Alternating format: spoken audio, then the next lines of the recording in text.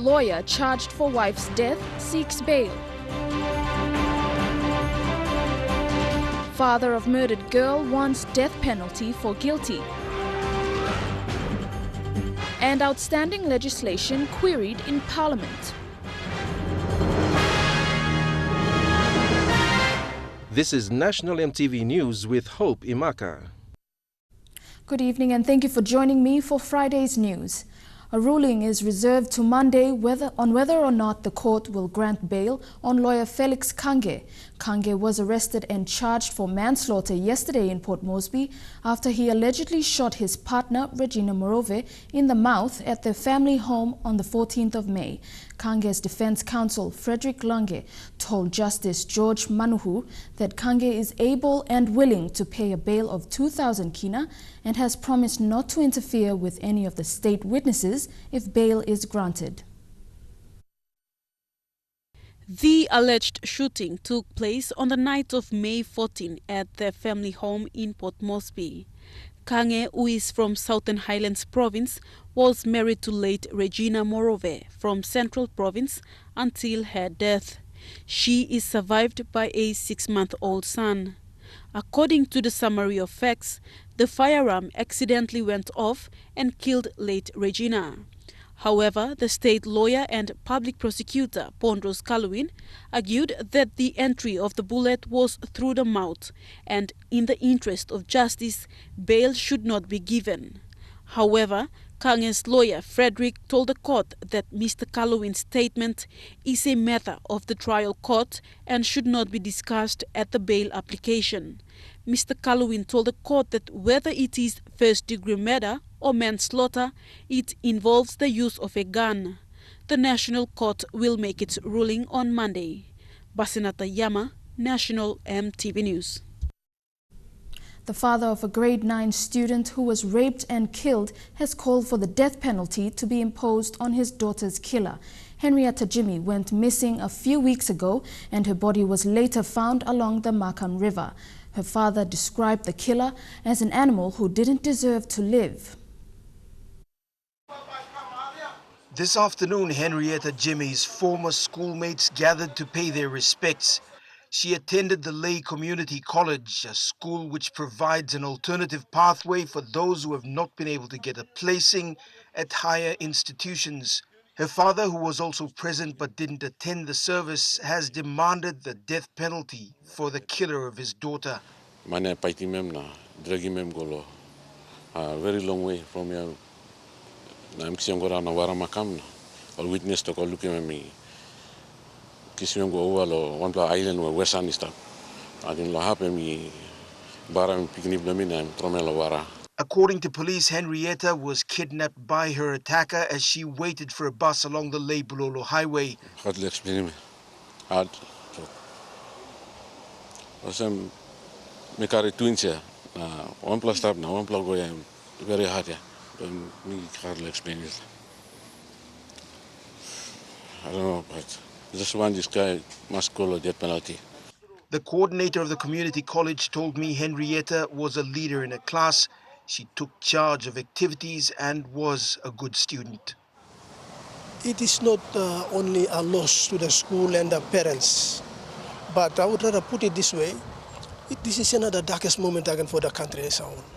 For a young life, an innocent life to be taken brutally like this, it's not good. We have no good plan. Henrietta Jimmy now adds one more to a long list of young boys and girls subjected to violent assaults, rapes and eventual death. Now nearly all the crimes that we've reported on here in Lay have been caused by people who they knew, family members, friends, and some of the victims are very young, toddlers, some as young as 7, even teenagers. Scott Wide, National EMTV News, Lay. The principals of Tokarara and Gordon Secondary have condemned the actions of 16 students who were caught drinking homebrew this week. Both principals say the students will face the disciplinary boards after the law has dealt with them. Meanwhile, 4 other male students who escaped when police rounded up the students have been identified. The principal of Tokarara Secondary, Gabriel Manga, told EMTV today that 4 students who were part of the group will meet with police next Tuesday with their parents. We've checked the roll and we've identified those boys already, and we've 4 of them have attended school and we've already dealt with them. We're having a meeting with them and their parents on Tuesday of next week as requested by the police, because they were actually there. The principal said that such cases were common and most students have been expelled for such behaviours. Being drunk in school or being involved in this sort of activities like the cult or generation groups. Once they're caught, they'll have to face up to the consequence of their actions. Meanwhile, Gordon Secondary Principal George Kenaga has said that 15 students involved dismembered the good image of the school. He said 1 male student and the 14 female students will face a disciplinary board after the law has dealt with them. The school will also impose tougher penalties on the students. At the school, we will not take it easy on them. I'm not going to tolerate this kind of activities, especially when they are in uniform. They are tarnishing the good name of the school, and I don't expect that from my students. I want my students to be good ambassadors. The students from Tokarara and Gordon Secondary were charged on Wednesday for being in possession of homebrew after they were caught by police at a hill behind East Baroko and 6 Mile consuming the illegal concoction along with other alcohol. Adelaide Sirox Kari National, EMTV News. The parliamentary opposition is concerned over the outstanding tabling of 3 important bills. These include the legislation of the Gun Summit Bill, establishment of the Independent Commission Against Corruption, and the Organic Law on the Integrity of Political Parties and Candidates. Deputy Opposition Leader Sam Basil questioned Deputy Prime Minister Leo Dion over these bills in today's Questions Without Notice session in Parliament. Deputy Opposition Leader Sam Basil took no time in questioning his counterpart, Deputy Prime Minister Leo Dion, over the delay in tabling these 3 significant bills. The Bulolo MP said these bills are crucial for the country as the general elections are near. There are instances of corruption and the lawlessness involving the use of guns in the country. Brigadier General Singarok made some very important recommendations to this Parliament to adopt to ensure that guns control is carried out by the force to curb all the crimes that is happening around the country. The Deputy Prime Minister responded, stating developments have been made. However, final documentation of the Olympic and ICAC are yet to be polished before tabling in Parliament. I will take an undertaking to make sure that the Prime Minister and Cabinet is informed about this, and we should speed it up in terms of passing this particular bill, because it's very, very important. Dion said tougher measures will be put in place for the regulation of firearms in the country. I believe also too, National Parliament or members of Parliament will support the move to make sure that there is some changes in terms of the laws and regulations of the Firearms Act that has been, I suppose, outdated. The Deputy Prime Minister added that his office will be tasked to present a progressive report of the tabling of these bills next week. Jack Lapave Jr., National, EMTV News. Prime Minister Peter O'Neill today clarified that a permanent chief ombudsman will be appointed soon. PM O'Neill brushed aside rumours of him playing extra delayed tactics of appointing the watchdog's top post. Mr. O'Neill made this statement following questions raised by Rabaul MP Dr. Alan Marat in Parliament today.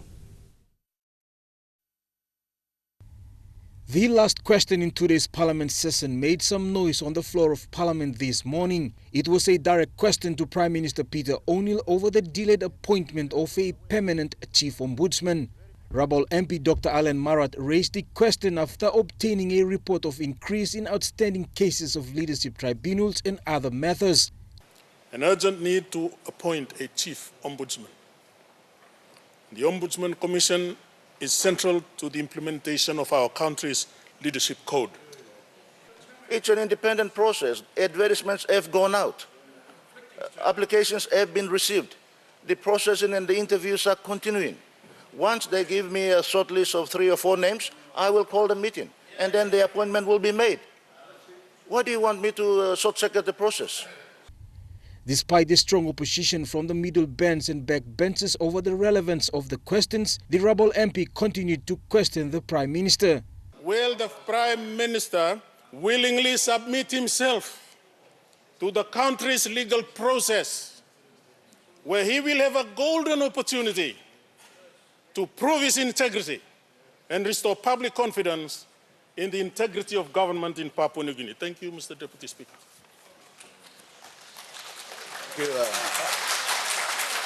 Okay.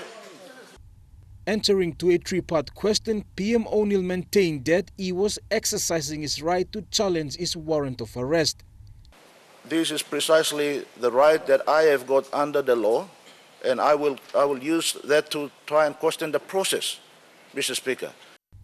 Jack Lapava Jr., National, EMTV News. Still to come in the news, NCD forced a sister city connection with Shenzhen in China, Museum Day celebrated, and another company raises concern on foreign currency. Stay with us.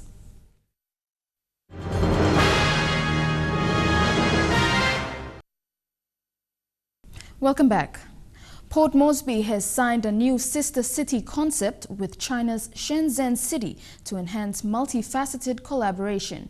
NCD Governor Powers Parkop and the Mayor of Shenzhen City, She Qin, signed a memorandum of agreement recently in Shenzhen City in China.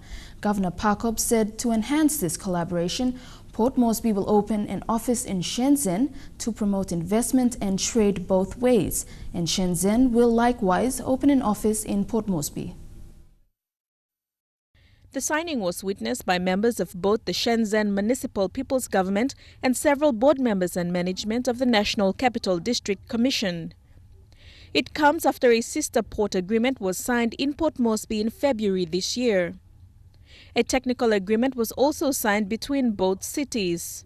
Underpinning the agreement was the collaboration between private and public companies to invest in the development of Paga Hill and other similar impact projects in Port Moresby in time for the Asia-Pacific Economic Cooperation, or APEC, as a new model for sister city collaboration. Governor Parkop said while Port Moresby has sister city relationships with a number of other cities in the region and in the world, he said this agreement is different from the rest as it will be driven initially by the private sector in the two cities and simultaneously with the public sector. As part of the agreement, the Shenzhen Municipal People's Government also offered to build a primary and secondary school in Port Moresby and the Lareva market at Hohola into a modern market with quality facilities for vendors and patrons alike. Shenzhen is a Chinese success story at all fronts. It was built in the last 35 years from a small fishing village. It is now a major economic pillar for China, hosting the third largest seaport in the world and having the third biggest GDP in China. Deli Waigeno, National, EMTV News. One of the longest national associations in Papua New Guinea can now advertise its activities online. The Scouts Association of PNG today launched its first website in Port Moresby. The website will enable interested individuals to apply online and also market its activities and information to Scout Association in other countries. The Scout Association of Papua New Guinea was formed by Sir Percy Chatterton in 1962. This year marks 90 years of its existence. While the association has plans to celebrate its 90th birthday, they were proud to achieve two important milestones this year. The first achievement was the approval of the Scouts policy document by the National Executive Council. The NEC agreed to fund the Scouts Association a total of 1 million kina every year starting this year. The second achievement was the launch of its official website today. This I would, like I said, as I'm confident and I can assure the members of the Scout movement, the leaders, the Scouts, that this has been a missing link that will now be linked and connecting us, the Scout movement of Papua New Guinea, to the rest of the world. The Scouts Association of PNG is a member of the World Scout movement and is recognized internationally. The Governor-General, Sir Michael Ogio, is the chief scout and patron of the association. Because our scout is the largest and longest movement of youth in the country. In the Pacific region, PNG, Fiji and Kiribati were the only 3 countries recognized internationally for its scout movement. In PNG, the association has received remarkable acknowledgement for educating children, youths and adults physically and mentally. Quinten Alomp, National EMTV News.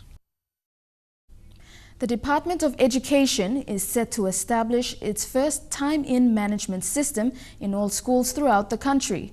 Aimed to reduce teacher absenteeism, this system is said to improve teacher attendance by 25% and will create a better management of their salary system and address prolonged financial issues in the department.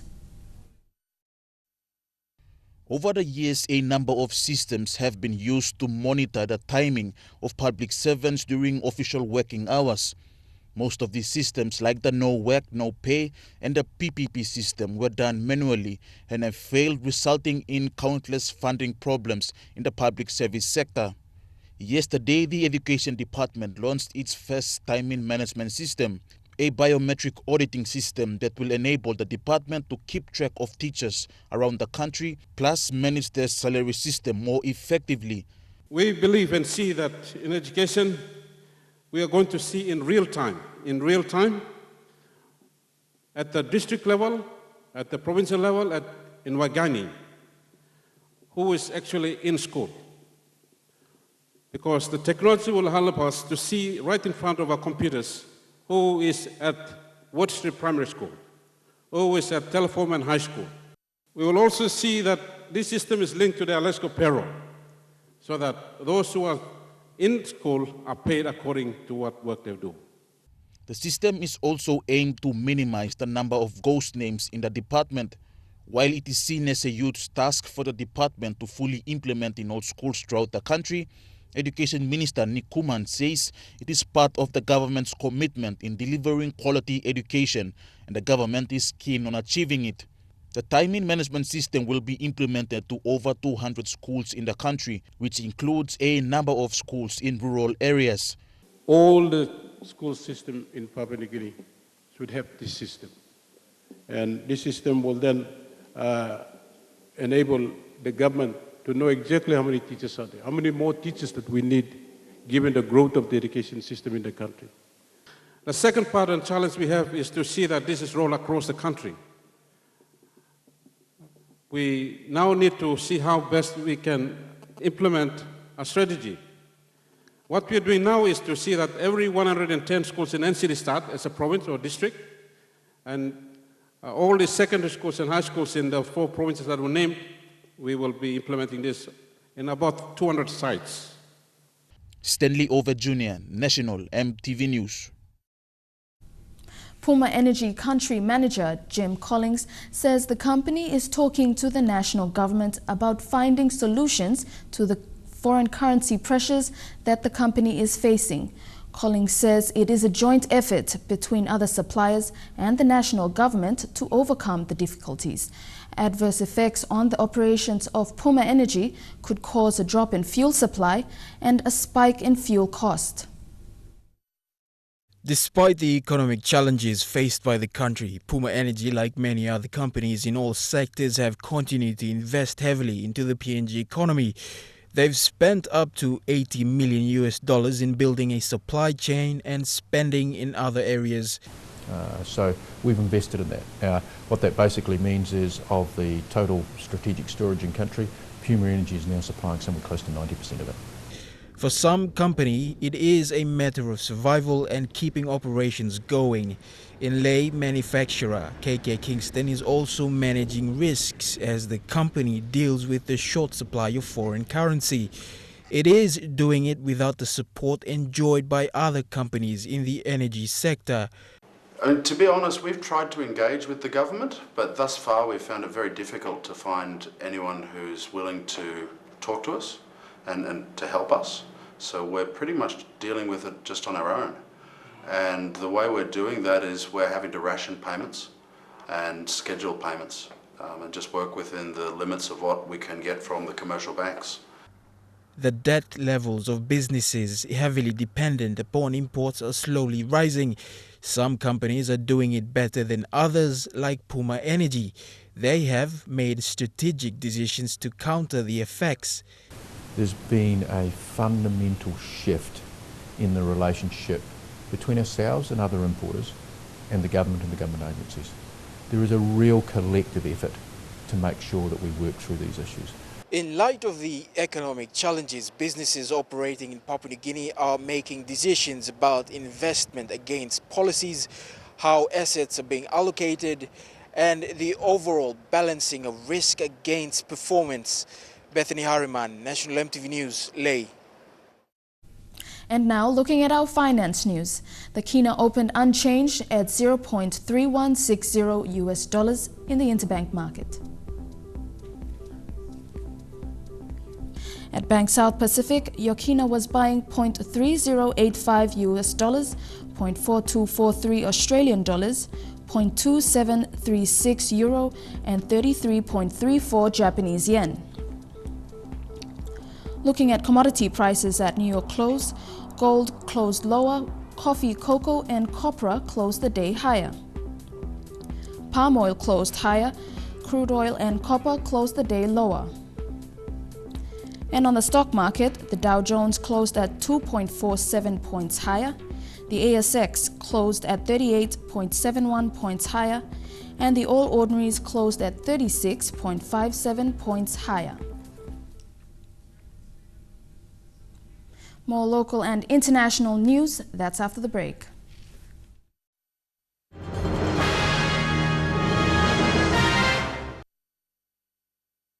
Welcome back. Archaeological landscape is an important manifestation of human presence in a particular area, says Deputy Director for National Museum and Arts Gallery, Alois Kuaso. Recent studies conducted at Port Moresby's Paga Hill, Tahira and Caution Bay concluded human presence in the area dating back to 2,900 years. This was highlighted during the International Museum Day in Port Moresby. Erica Rupma reports. This year's International Museum Day was celebrated with the theme Cultural Landscapes, which focuses mainly on Port Moresby landscapes. An elder from Anwabada village confirmed that these areas were being used for hunting and gardening purposes. According to presentations made by archaeologists, Port Moresby is also one of archaeological sites after surveys were conducted at Pagail, Tahira and Caution Bay.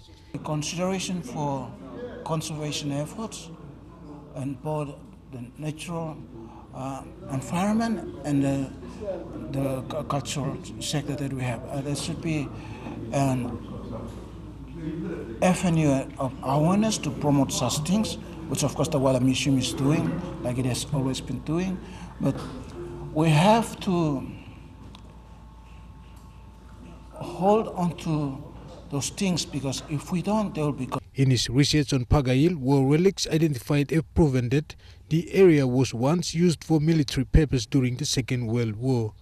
This historical significance has interests archaeologists to conduct surveys for the purpose of preserving war artifacts.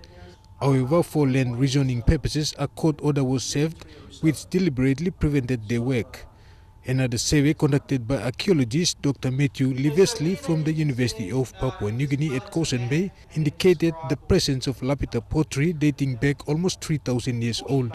This had connections with the trend of lapita pottery found in the Bismarck Archipelago, especially mainland PNG and as far as Vanuatu and Solomon Islands.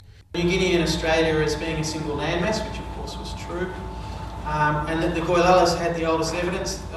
That the oldest evidence for occupation of this larger landmass came from Goilala, that perhaps the Goilala were going to go and make a land claim in Australia. He also said Tapini area in the Goilala district of Central Province is renowned for the earliest agricultural farming having connection with the Australian continent during the Ice Age. Erica Rupma, National EMTV News. Nominees for Nabak LLG presidential seat by-election in Morobe were drawn today.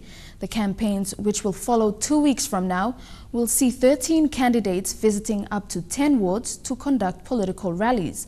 Provincial Election Manager Simon Soheke says 50,000 kina was provided by the provincial government to assist in the by-election.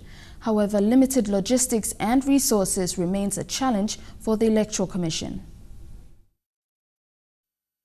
Nominee supporters gathered at Lay's Huyen Development Building to witness the draw presented by Morobe's Electoral Commission election officers. The provincial government has also shown its support in this election by providing 50,000 kina to ensure election process goes as planned. Morobe Election Manager Simon Soheke says the electoral office in Lay also faces its own funding constraints in election common roll updates, so it has resorted to use 2012 and 13 electoral rolls for this by-election. What we are going to do now is we are just awaiting funds. On the ground we are ready. We are more than ready to do the update. Unfortunately for these elections we are going to use the electoral rolls from 2012 and 13. But as soon as funding is made available, we should go out with the roll awareness thing and actual implementation of the program for the rolls. But as I'm saying, we're just awaiting funding from the government and PNGEC. According to the returning officer Frida Joseph, more than 8,200 voters in Nabak LLG are expected at the polls in Nawai district starting from 18th of June to the 1st of July. The 50,000 kina provided by the provincial government comes from budgeted funds allocated every year for by-elections. We are always supportive in terms of logistics, funding, and anything that the Electoral Commission requires for the conduct of election or by-election. We are always prepared for that. Annually, we make sure we budget for put aside some money for by-elections. 12 months from now, the PNG Electoral Commission will be holding one of its major calendar events all throughout the country, the 2017 national elections. However, on the ground, few provincial election officers say funding for the electoral roll update is still pending from the government. Colin Barilai, National EMTV News, Lay. And now heading overseas, the families of 6 cabin crew aboard the ill-fated Malaysia Airlines flight MH17 sued the airline yesterday for negligence and breach of contract, nearly 2 years after the plane was downed over eastern Ukraine. Flight MH17 was en route from Amsterdam to the Malaysian capital of Kuala Lumpur when it was shot down in July 2014, killing all 298 passengers and crew. The aircraft was shot down by a Russian-made surface-to-air missile, the Dutch Safety Board concluded in a report last year, but did not identify any responsible party or group. The suit, filed in the Kuala Lumpur High Court by 11 relatives of the crew, named as defendants Malaysian Airlines System or MAS and Malaysia Airlines Berhad, which replaced MAS in a restructuring exercise last year. For negligence, and the second one would be for breach of contract of employment. Negligence, we are going under 2 prongs again. One is under the Montreal Convention, and secondly under the Civil Law Act. That is insofar as the negligence is concerned. Breach of contract is because the crew members, or rather the cabin crew, being an employee of MAS, which is now eventually, we say, been taken over by MAB. So we are saying there's clear breach of duty of care, and that is also part of the claim that we have made against MAS as well as MAB. In the lawsuit, which Nair said he believed to be the first filed by families in Malaysia, the relatives alleged the airline was in breach of contract for failing to ensure the safety, health and well-being of its crew. They also allege MAS was negligent in failing to conduct an adequate risk assessment and for charting a flight course that ran through a known conflict zone. Fighting was raging between Russian-backed separatists and Ukrainian government forces when the aircraft was downed over the rebel-held territory of Donetsk. More suits are expected before a 2-year deadline for legal action expires on July 17th. Last month, an Australian firm filed a $330 million compensation claim against Russia and its President Vladimir Putin on behalf of 33 families of MH17 passengers and crew. Lorraine Gabina, EMTV World News. A study shows that waist size is linked to increased risks of aggressive prostate cancer. Research on nearly 150,000 men from 8 European countries showed that an extra 4 inches on the waist could lead to a 13% increase in risk of prostate cancer. The study was presented at the European Obesity Summit in Sweden. I'd known this information years ago because there was a period when I was substantially overweight. Had I known that, I may have taken action earlier to reduce that weight and perhaps... Isn't that big when you take into account your risk of prostate cancer overall. So just to keep in mind, if you're noticing symptoms, go and see your GP, and anything you can do to keep a healthy normal weight will decrease your risk of prostate cancer and other types. And now back home, after 50 years of operation, Lae Unitec School of Nursing is getting a facelift with funding of more than 20 million kina from the Australian government. The funding will go towards a new building, which consists of a catering facility, computer lab and a library. The school was established in 1963 with the development of its first program in 1965. This is where the construction of brand new buildings has begun. The buildings will include a kitchen and dining area, a computer lab and a library. The nursing school is an important part of Morobe's health system. Over 40 years, it has produced staff for the Engau and other hospitals around the country. The general manager for HBS Construction, Jason Zola, says the company expects to complete the buildings by the end of the year. In terms of construction program, the site is well underway now, and we're expecting completion by Christmas this year. A male dormitory was built early this year by the National Department of Health. This has allowed for an increase in male student numbers for who wish to take up nursing as a profession. John Duna, a third-year student, says the current redevelopment of the facilities will make learning more comfortable. The Australian government has been donating so much money into this school to bring this school up to this standard. So hopefully this development here, this school will have a fully facilitated school of nursing. The principal, Manasseh Moya, further thanked the Australian government, the provincial government and other stakeholders in redeveloping the facilities of the college. Just want to thank the people of Australia, and we are fortunate to have a lot of support from stakeholders, Engau, Morobe provincial government, and the contractors who are doing the job. They are on par, and we expect the project to be completed by October, November, so we can use the new building by 2017. Julie Badui Owa, National EMTV News, Lae. Trukai Sports is next. We profile the PNG men's touch team, one of the finalists in the SP Sports Awards team category. Stay with us.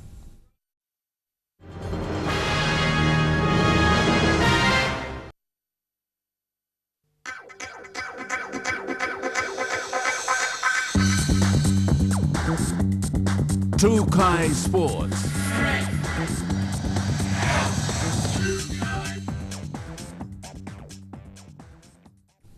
Welcome to Trukai Sports. The PNG men's touch team is ranked 3rd in the world and number 1 in the Pacific. The boys were a standout in 2015, claiming world status after their performance in the World Cup in South Africa. They again proved why they are the best, taking gold in the 2015 Pacific Games. Tomorrow night, they are up against the women's VAR team and the women's football team as finalists in the team category of the SP Sports Awards.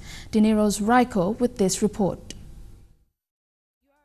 It is the first of its kind for the PNG men's team to be nominated for an SP award, and they are hopeful their efforts will be recognized.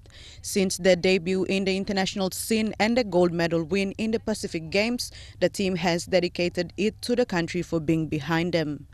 Apart from the lead-up games in Australia, the team never had any world ranking before taking part in the World Cup last year. It was a big challenge for each individual player, the coaching staff and the executive, because like most of us boys, we come from the settlements of Calgary and Sabama, and with the lifestyle, the bad habits and the way people look at Sabama and Calgary with the bad influence around the area, like you have peers or brothers that live there that tell you to drink or tell you to smoke and stuff, but boys had to go through these obstacles and this bad influence to stick together as a team. Coming from Sabama and Calgary, most of the players have come a long way to have taken PNG Rugby Touch to the highest level of competition in the world. Despite the absence in the previous World Cup in Scotland, the men's team did not waste the first opportunity they got in the international scene, and they are now ranked third and they are confident to move higher. We have a good story behind us, since most of the boys before the game were unemployed, coming through, putting their time for Papua New Guinea Touch and giving all their time and achieving what we have achieved, number 3 in the world, number 1 in the Pacific now. I think we have a good story behind us to probably win, maybe fingers crossed to win this award for the Team of the Year. Nominated under the Team of the Year category, team captain Eugene Eka is hopeful his team will be recognized for the contribution to sports in the country. Deniro Strico, National EMTV Sports. Papua New Guinea, who will host a group in the 2017 Rugby League World Cup, were the big winners after the Pacific Test, moving up 3 places to 11th in the new world rankings. The Kumuls beat 7th-ranked Fiji 24-22 in the Impact, and the impact has been highly significant, according to PNG chairman Sandis Saka. Going into the 2000 World Cup, PNG was ranked in 4th place behind heavyweights Australia, New Zealand and England. However, since then had dropped to 14th place in 2015. The win against Fiji last month was PNG's first in an overseas match in 16 years. Victory. Their country will be going off. And followed a home win over Tonga in 2014 and a close loss to Butties in 2015. The strengthening and growth of domestic rugby league programs and the introduction of the SP-PNG Hunters in the Queensland Interest Super Cup 3 years ago has opened up international pathways for more elite players. The growth and success of such initiatives will make PNG more competitive in international rugby league. Threads his way around the ruck and crashing through the ball. PNG RFL will seek to engage in more international and test matches as a lead-up to the 2017 World Cup to help prepare and build a good quality and competitive Kumul team for the tournament. Elijah Levitt, National EMTV Sports. Trukai Sports continues after the break. Don't go away.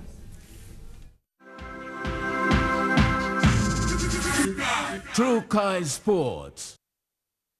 Welcome back. With the BSP PNG Games just 4 months away, the PNG Sports Foundation is now urging all 22 provinces to take heed of deadlines and follow accordingly. 31st June is the deadline for entry by names, 31st August is the closure of accreditation, and by 31st October, all bond fees should be paid.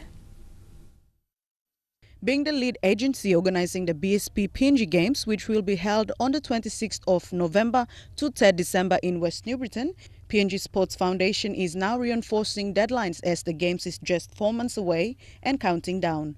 PNG Games Sports Director John Susuve made emphasis on the deadline dates, saying that there will be over 8,000 athletes and officials, not to mention the number of people flocking in to watch the Games. They need to start putting names to the numbers that they have, and they have to confirm those names. So, and on 31st of August, that's the close of accreditation. No more accreditation reporting or exporting or whatever information. We are now going to go into the process of printing. Mr. Susuve says abiding to the deadlines makes it easy for the organizing committee as well as the Games Council to organize all 22 provinces before the Games kick off. Meanwhile, the biggest entry by number of over 600 is Team Morobe, followed by Team NCD, Team East New Britain and the host Team West New Britain. We are preparing in partnership with the host organising committee, which is the Western Region Host Organising Committee, the HOC Secretariat, to facilitate all the preparation requirements for the 7th BSP PNG game, which is going to be a big one in terms of the progress on the establishment of this concept. Mr. Susuve added teams with the numbers in that range are coming from all 22 provinces, and that is the main reason all teams must abide by the dates so work flows.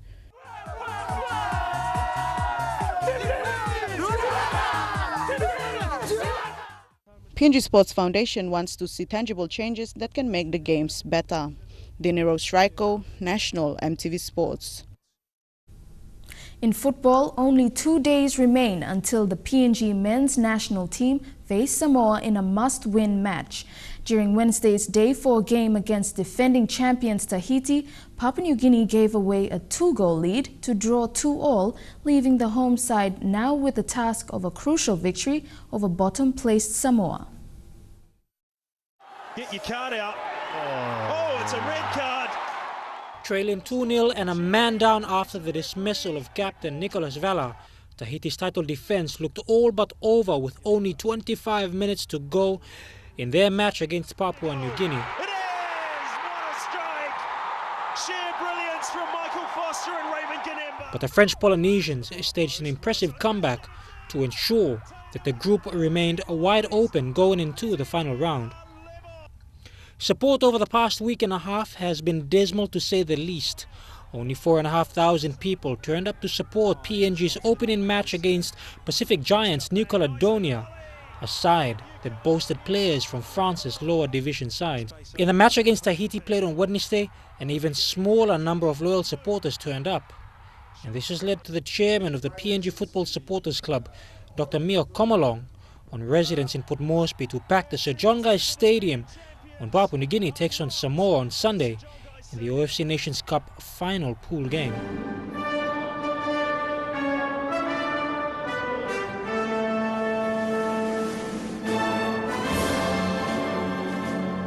Papua New Guinea is in a difficult position. They need to beat Samoa by a sizable margin with a draw needed in the match between Tahiti and New Caledonia. Now, a week ago, PNG supporters had been harassed by police for showing their support in the home side's opening match. But it begs the question, if football worldwide has crazy, fanatical support, why not Papua New Guinea? The home side will be playing against Samoa on Sunday at 4 p.m. And to reach the semi-finals, Papua New Guinea will need your support. Jeremy Moggy, National EMTV Sports. That ends True Kai Sports. The weather details when we come back. Kai Sports.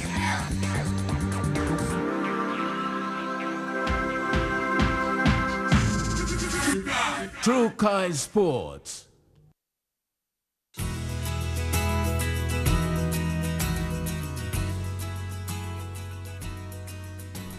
Your weather forecast for tonight and tomorrow. In the southern region, fine although cloudy at times for Port Moresby, mostly fine for Daru, Popondetta and Alitau, and cloudy for Kerema.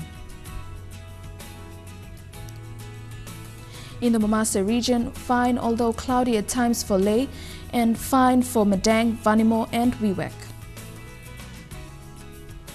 In the New Guinea Islands, fine for Lorengau, Kavieng, Kokopo, Rabaul and Kimbe, and a shower or two for Buka.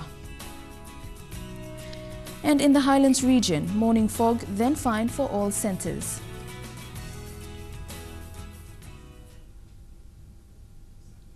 And that's the way it is this Friday, the 3rd of June, 2016. From the news team, I'm Hope Imaka. Pleasant viewing. Good night.